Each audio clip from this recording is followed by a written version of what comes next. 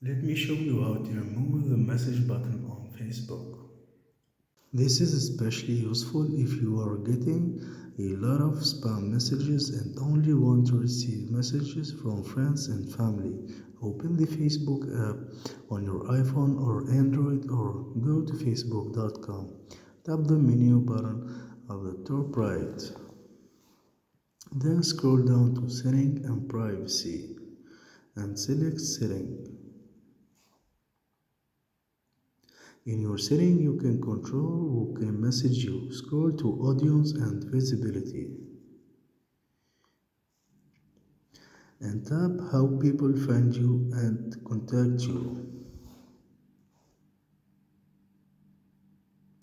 Here you will see option for message requests. Tap each option and select Don't receive requests.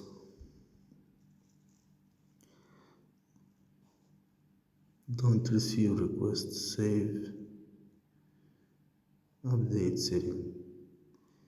Each one, especially this one. Don't receive requests. That's all.